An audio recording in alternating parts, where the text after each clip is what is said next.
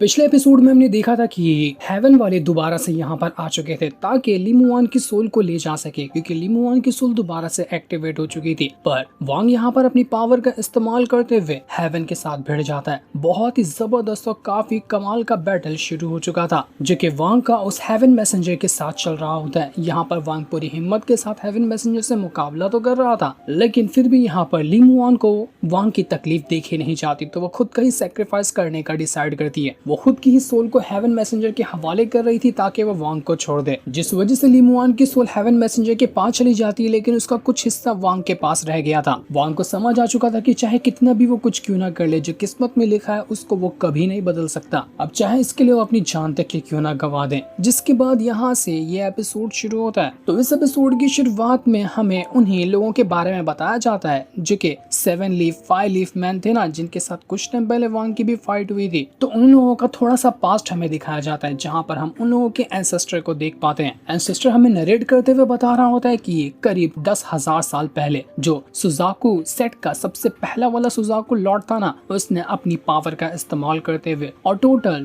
9 जो monk level के बंदे थे उनकी पावर का इस्तेमाल करते हुए एक बहुत ही खतरनाक सील बनाया था, जिस सील की वजह से उसने हम सब को जमीन के नीचे ही कैद करके रख दिया था। हम सब जमीन के नीचे से बाहर नहीं आ सकते थे, क्योंकि उसने 5 खास तरह की स्वॉर्ड को हमारे बाहर निकलने के रास्ते पे ही फॉर्मेशन की तरह लगा कर रख दिया था। लेकिन अब यहाँ पर इंतजार की घड़ी खत्म हुई है। आज मैं एंसेस्टर मेरे क्लान के बंदों को वापस से जमीन के नीचे से बाहर निकाल कर रहूंगा, और जिस सुजाकू प्लैनेट पे हमारा कब्जा पहले हुआ करता था, इस बार हम वापस से सुजाकू प्लैनेट पे अपना कब्जा कर लेंगे, जिसको हमसे सुजाकू लॉर्ड ने छीन लिया था। लेकिन जैसे वो बाहर निकलने की कोशिश कर रहा होता है, सुजाकू लॉर्ड ने जो वहाँ पर फॉर्मेशन लगा कर रखा था, वो फॉर्मेशन उसके ऊपर हमला करने की कोशिश करता है। एंसेस्टर यहाँ पर अपनी पावर की मदद से फॉर्मेशन को तोड़ने की कोशिश कर रहा था, लेकिन कोई फायदा नहीं होता। तब वहाँ पर वो जो एंसेस्टर था अपनी खुद की सोल का सैक्रिफाइस कर देता है, यानी कि वो खुद को यहाँ पर मारने के लिए मजबूर हो चुका था ताकि उसके जो लोग हैं वो सुजाकू प्लैनेट पे आ सकें, क्योंकि ये लोग रहते हैं सुजाकू प्लैनेट के नीचे नीचे ही उनको कैद कर दिया गया था। लेकिन जब ये लोग ऊपर आएंगे ना, तो पूरे के पूरे प्लैनेट पे कब्जा कर लेंगे, जैसा कि पहले इन लोगों का यहाँ पर कब्जा था। तो यहाँ पर एंसेस्टर जो था वो कहता है कि अपने लोगों की मौत का जिम्मेदार ना मैं ही हूँ, तो मुझे यहाँ पर मरना पड़ेगा। जब तक मैं नहीं मरता तब तक कि मेरे लोग जमीन पर नहीं आ पाएंगे। अगर मैं खुद का सैक्रिफाइस दे देता हूँ ना, तो ये सील टूट जाएगा और हमारे लोग सुजाकू प्लैनेट पे जाकर वहाँ पर कब्जा कर लेंगे उसे। वो बहुत सारी तकलीफों को झेलता है, सारे के सारे फॉर्मेशन के अटैक खुद पर झेल रहा था, लेकिन आखिरकार वो कामयाब हो चुका था। उसने सुजाकू लॉर्ड का जो सबसे पहला वाला लॉर्ड था उसका फॉर्मेशन तोड़ दिया, जिस वजह से जितने भी उसके क्लान के मेंबर्स थे वो सभी जमीन फाड़ कर बाहर निकल कर आ जाते हैं। यहाँ पर आने के बाद वो सारे के सारे अपने एंसेस्टर को ग्रीट करते हुए कह रहे थे कि एंसेस्टर ने हमारे लिए अपनी जान गंवा दी, तो अब यहाँ पर जो एंसेस्टर का वादा था हम उसे पूरा करेंगे। हम पूरे के पूरे सुजाकू प्लैनेट के ऊपर अपना कब्जा कर लेंगे, जिसमें हम कामयाब होकर ही रहेंगे, हमें कोई नहीं रोक सकता। सबसे पहले हम सुजाकू सेक्ट और उसके लॉर्ड को ही खत्म कर देंगे। इसकी खबर जैसे ही 14 सुजाकू लॉर्ड, जो कि अभी वाला सुजाकू का लॉर्ड है, उसको लगती है, तो वो भी अपने एक से बढ़कर एक खास डिसेबल जो थे उन सभी को तैयार करता है। वो कहता है कि लगता है बैटल होने वाला है, तो वॉर की तैयारी शुरू कर दो। उसके भी हजारों लाखों सिपाही तैयार हो चुके थे उन क्लान वालों से लड़ने के लिए। इनकी दुश्मनी अभी की नहीं, इनकी दुश्मनी बहुत पुरानी थी, लेकिन ऐसा लग रहा था कि इनकी दुश्मनी के चक्कर में सुजाकू प्लैनेट की वाट लगने वाली है। दूसरी तरफ हम वांग को देखते हैं जो अपना स्टार कंपास के ऊपर सवार था। यहाँ पर कह रहा हूँ देखिए मेरा बस एक स्टेप पीछे है इनफेंट ट्रांसफॉर्मेशन लेवल पे पहुंचने के लिए, लेकिन अभी मेरे पास जो चीजें हैं ना, उनकी मदद से ब्रेक थ्रू करना बहुत मुश्किल होगा। मुझे और अच्छे रिसोर्सेस चाहिए जो मेरे ब्रेक थ्रू करने में काम आए। अब मैं रिसोर्सेस ढूंढने जाऊंगा तो वो ढूंढने में बहुत ज्यादा मुश्किल होने वाली है। तो मुझे लगता है कि सबसे बेस्ट तरीका है कि मैं सोल रिफाइनिंग सेक्टर में रिटर्न चला जाऊं। वहां का जो एंसेस्टर है दूत यहाँ, वही मेरी हेल्प कर सकता है ब्रेक थ्रू करने में, क्योंकि उनको कोई ना कोई तरीका पता होगा कि मेरा ब्रेक थ्रू कैसे करवाया जा सकता। उन्होंने मेरी पावर को यहाँ तक बढ़ाया तो ब्रेक थ्रू भी वो करवा ही सकते हैं। दूसरी तरफ हम जुआन दाओ सेट का सीन देखते हैं, जहाँ के कुछ डिसेबल के ऊपर हमला हो रहा था। ये वही सेट था जिसकी बहुत टाइम पहले वांग के साथ एक बार फाइट भी हुई थी, और इसी सेट के बंदों ने वांग का जो हांग्यू सेट था, सबसे पहला वाला सेट, उसको डिस्ट्रॉय किया था। जितने भी लोग यहाँ पर जुआनदाओ सेट के फंसे हुए थे, वो लोग यहाँ पर जो अटैक कर रहा था उससे बचने की कोशिश कर रहे होते, लेकिन अटैक इतने ज्यादा थे कि कई सारे लोग यहाँ पर इसमें घायल हो जाते हैं और कुछ तो मारे भी जा रहे थे। उनमें से एक बंदा जो होता है वो सभी का लीडर लग रहा था, तो वो सभी से कहता है कि चलो जाओ यहाँ से, वरना तुम सबकी जान चली जाएगी, मैं हूँ यहाँ पर सभी को रोकने के लिए। लेकिन तब वहाँ पर वही लीफ मैन आ जाते हैं, जिसमें से शायद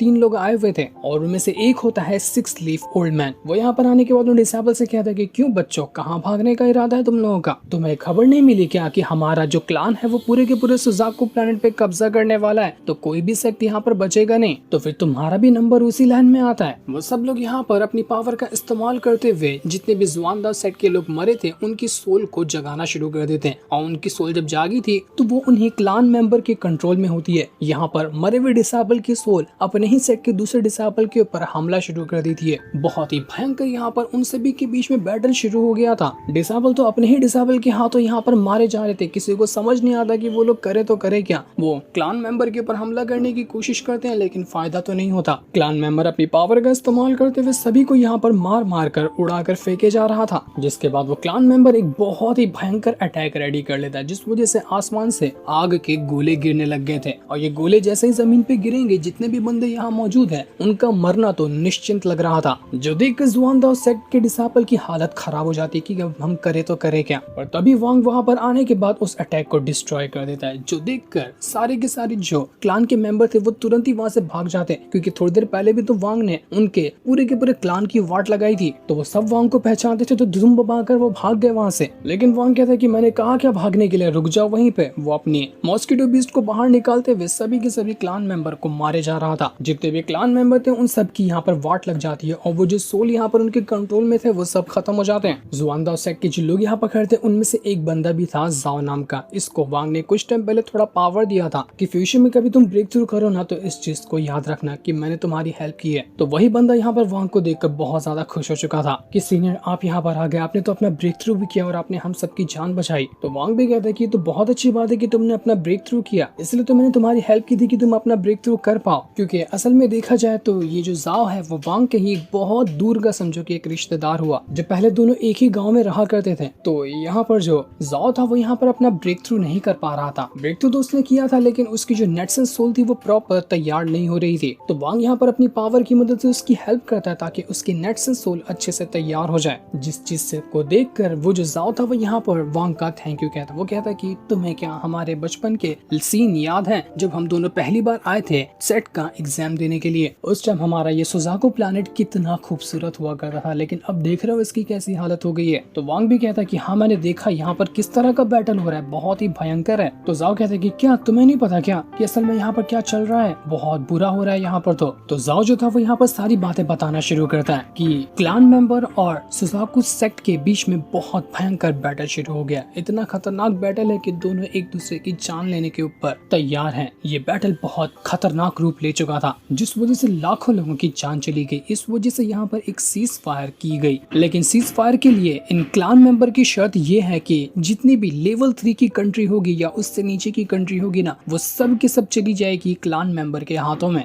जिस पर वो अपनी तरह से राज करने की कोशिश करेंगे। और बाकी के जो टैलेंटेड डिसेबल होंगे उनको भी भेज दिया जाएगा उन्हें क्लान मेंबर के पास, ताकि वो लोग भी अपनी पावर को बढ़ा सके। मतलब ये हो जाएगा कि सुजाकू प्लैनेट के ऊपर आधा क्लान मेंबर का तो आधा सुजाकू लॉर्ड का राज होगा, जिस पर सुजाकू लॉर्ड भी मान गया। और अब यहाँ पर तभी से जितने भी लेवल 3 या उससे नीचे की कंट्री है ना, उसमें अफरा तफरी मच चुकी है। क्लान मेंबर आते हैं, बहुत बुरी तरीके से मार कर उनको ले जाते हैं जो कि टैलेंटेड होते हैं, ताकि उनसे कल्टीवेशन करवा कर उन्हें अपना गुलाम बना सके। हमारा जुआनदा सेक्ट जहाँ पर रहता है वो कंट्री भी बिल्कुल लेवल 3 की ही कंट्री है, इसलिए हमारे ऊपर आए दिन हमला होता रहता है उन क्लान मेंबर का। मैंने कई बार लेवल 4 की कंट्री वालों से जाकर हेल्प मांगने की कोशिश की, लेकिन उन्होंने सीधे सीधे अपने हाथ खड़े कर दिए कि हमसे कुछ नहीं हो सकता, आज नहीं तो कल हमें भी इन क्लान मेंबर का गुलाम बनना ही पड़ेगा, कोई रास्ता ही नहीं है। इसलिए तुम यहाँ पर आ गए हो ना, तो मेरी छोटी सी रिक्वेस्ट है कि क्या तुम इन सब चीजों को ठीक कर सकते हो? मैं चाहता हूँ कि तुम हमारी जो लेवल 3 की कंट्री है उसको बचा लो इन क्लान मेंबर से, वरना ये बर्बाद हो जाएगी। लेकिन जुआनदा सेक्ट के बाकी लोग जो थे वो यहाँ पर सोच में पड़ जाते कि वांग अब क्या फैसला लेगा। अगर वो यहाँ पर हमारी तरफ से फैसला लेता है ना, तो ये सीधा सीधा उसका दुश्मनी बढ़ा देगा क्लान मेंबर से भी और सुजाकू सेक्ट के साथ भी वो बहुत बड़ी मुसीबत में पड़ सकता है, वो भी हमें बचाने के लिए। तो मुझे नहीं लगता कि वो हमारी हेल्प करेगा। हमारे लिए कौन ही इतनी बड़ी मुसीबत झेलना चाहता है। दूसरी तरफ हम दो बंदों को देखते हैं जिसके पास उनका एक छोटा सा बेटा भी होता है। उनमें से जो लड़की थी वो यहाँ पर कहने लग जाती है कि आप ही बताओ कि अब हमें कहाँ पर जाना चाहिए। हमारे महल के अंदर से तो बच्चों को वो क्लान मेंबर लेकर जा रहे हैं। मुझे मेरे बच्चे की बहुत ज्यादा फिक्र हो रही है। न जाने कहाँ हमें सर छुपाने की जगह मिलेगी जहाँ पर हम शांति से रह सकते। तो बंदा कहता है कि हमारी वांग फैमिली का एक एंसेस्ट्रियल हाउस है,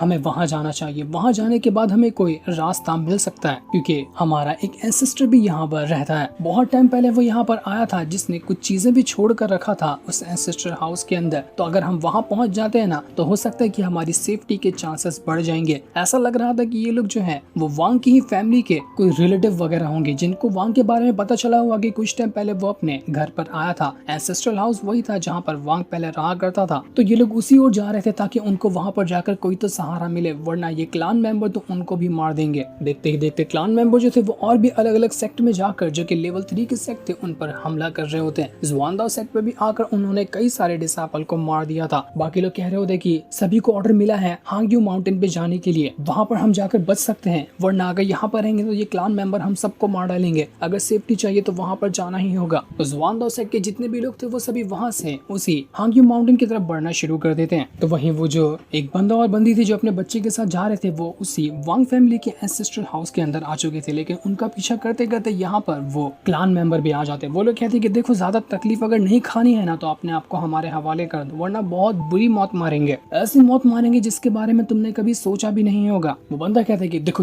दूर हो जाओ यहाँ से, हमने तुम्हारा कुछ नहीं बिगाड़ा है तो तुम हमें यहाँ पर मारने के लिए क्यों आए हुए हो। लेकिन फिर भी वो लोग यहाँ पर सुनने को तैयार ही नहीं थे। तो वहीं जुआनदाओ सेक्ट जो थे वो लोग हांग्यू सेक्ट पे आ चुके होते हैं और माउंटेन के पास आने के बाद वो सभी छुप गए थे। लेकिन यहाँ पर भी उन क्लान मेंबर का ठिकाना भरा हुआ था क्योंकि उनको भी खबर मिल चुकी थी कि ये सारे के सारे लोग यहाँ पर आकर छुपे हैं। क्लान मेंबर जुआनदाओ सेक्ट के मास्टर वगैरह से कह रहे थे कि तुम्हारे पास कोई भी अगर खास चीज है ना तो उसे हमारे हवाले कर दो, तो हम सोच सकते हैं तुम्हें जिंदा छोड़ने के बारे में, वरना तुम सबको मार दिया जाएगा। लेकिन जुआनदाओ सेक्ट वाले तो इस चीज के लिए यहाँ पर तैयार ही नहीं होते। वो लोग सीधा लड़ने को तैयार थे कि हम यहाँ पर मरेंगे फर्क नहीं पड़ता, लेकिन सरेंडर नहीं करेंगे। तो वही एंसेस्ट्रल हाउस के अंदर जैसे ही उस क्लान मेंबर ने उन दोनों के ऊपर हमला किया था कि वहाँ पर एक प्रोटेक्ट शील्ड बन जाता है जिस वजह से उनकी जान बच चुकी थी। और जो लोग यहाँ पर हमला करने आए थे वो लोग भी अचानक में ही वहाँ पर डिस्ट्रॉय होकर खत्म हो जाते हैं। जो हुआ था एंसेस्ट्रल हाउस के अंदर जो वांग की पावर मौजूद थी उसकी वजह से। तो वहीं वांग ने जो यहाँ पर मूर्ति लगा कर रखा था जाने से पहले बहुत बड़ी वाली, ये कहते हुए कि कोई भी मुसीबत आती है तो ये मूर्ति उसे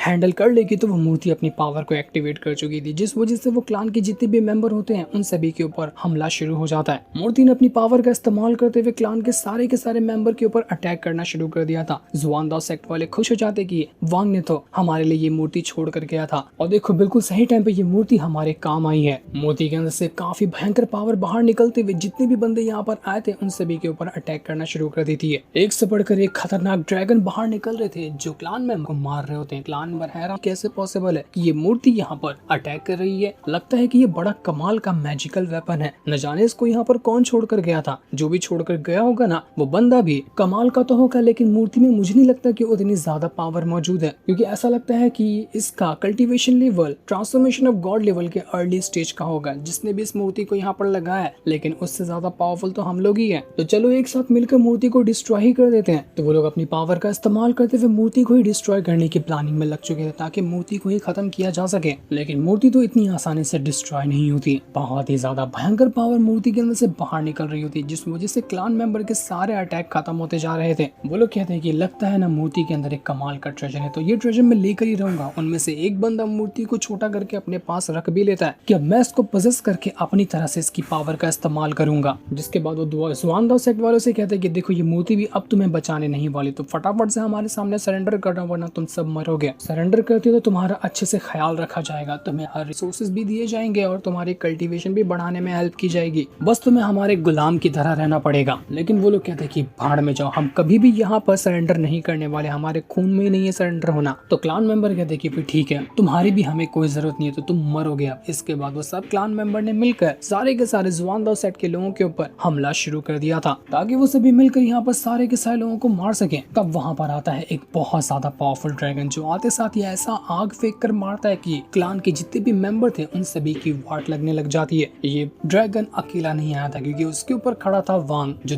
धमाकेदार एंट्री मारते हुए यहाँ पर आ चुका था। वो कहता है कि सिर्फ एक बार कहूंगा कि दफा हो जाओ यहाँ से, अगर एक सेकंड के लिए भी रुके ना इस जुआनदाओ सेट के अंदर तो तुम लोगों की लाशें भी नहीं मिलेगी। जो चीज देखकर क्लान के जितने भी लोग थे वो लोग कहने लग जाते कि जब इसने मूर्ति लगाया था तब तो इसकी पावर कम होगी, लेकिन अब तो देखो ये बहुत ज्यादा पावरफुल बन चुका है, इसकी पावर तो समझ ही नहीं आ रही कि कौन सा लेवल ये फॉलो करता है। तो वो बंदा वांग की तरफ ही वो मूर्ति फेंक कर देता है उसकी वाली, और उसके अंदर उसने धमाका वाला बॉम्ब डाल दिया था। तो वांग के पास आकर वो मूर्ति फट जाती है, लेकिन वांग को इससे कुछ भी नहीं होता क्योंकि वो इतना भी कमजोरी के साथ थोड़ी आया था, वो पूरी तैयारी के साथ आया था। क्लान मेंबर कहते हैं कि ये पॉसिबल ही नहीं है, इसने मेरा इतना खास वाला अटैक कैसे डिस्ट्रॉय कर दिया, लगता है कि ये बंदा बहुत ज्यादा खतरनाक है। वांग कहता है कि अभी तुमने मेरी पावर का नमूना ही कहाँ देखा है, जब दिखाऊंगा ना तो तुम्हारी पैंट गीली हो जाएगी। ये सुनकर सारे के सारे लोग वहाँ से भागना शुरू कर देते कि नहीं, हमें हमारी जान प्यारी है, तुम लोग अपना जुआनदाओ सेट अपने पास रखो। लेकिन वांग यहाँ पर अब किसी को भी जाने नहीं देने वाला था कि वहीं रुक जाओ, बहुत भागने की देरी है, मैंने कहा नहीं है अभी तक के जाने के लिए। तो बंदे कहते कि देखो हमारा और सुजाको